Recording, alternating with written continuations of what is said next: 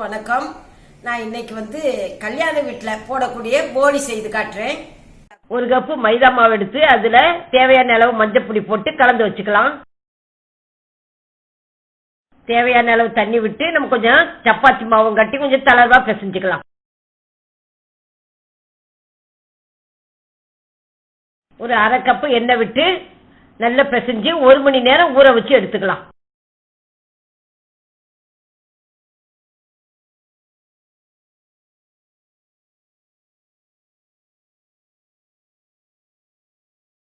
ஒரு கப்பு கடலைப்பருப்பை 1 மணி நேரம் ஊற வச்சு அதை குக்கர்ல வேக வச்சு எடுத்து வச்சிருக்கேன்.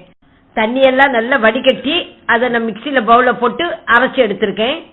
அதை அரைச்ச விழுத ஒரு கடாயில சேர்த்து 1 கப்பு சீனி சேர்த்து நம்ம நல்லா கலந்துக்கலாம்.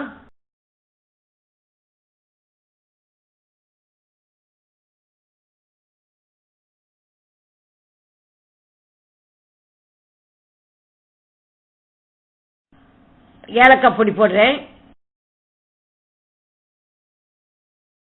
1 ஸ்பூன் நெய் விட்டு நல்ல பாத்திரத்தில் ஒட்டாத வர வரைக்கும் நம்ம கிளறி எடுத்துக்கலாம்.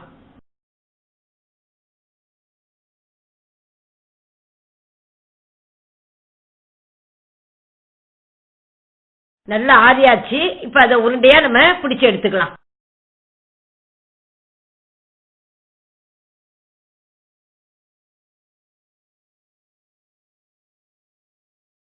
இப்ப 1 மணி நேரம் ஊறின மைதா மாவுல இருந்து நம்ம இதை எக்ஸஸா உள்ள எண்ணெயை வடிகட்டி எடுத்துக்கலாம். இதை நம்ம இட்லி தோசைக்கு மொளாடிக்கெல்லாம் எடுத்துக்கலாம்.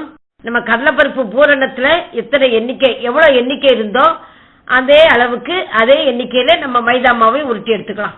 நம்ம மைதா மாவை எடுத்து அதை நம்ம கையில வச்சு எவ்வளவு திரட்ட முடியுமோ அவ்வளவு திரட்டி பின்ன நடுவுல இந்த பூரணத்தை வச்சு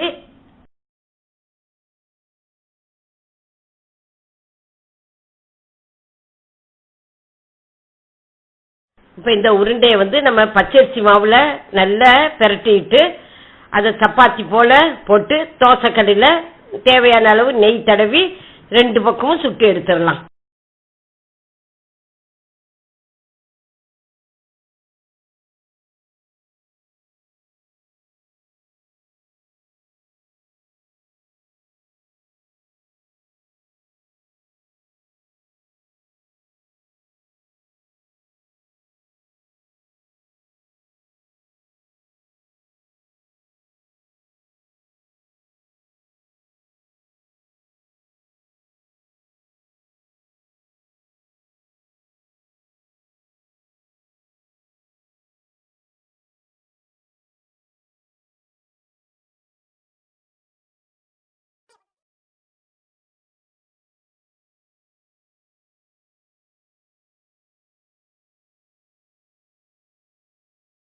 இது என் தங்க சொல்லி கொடுத்தது.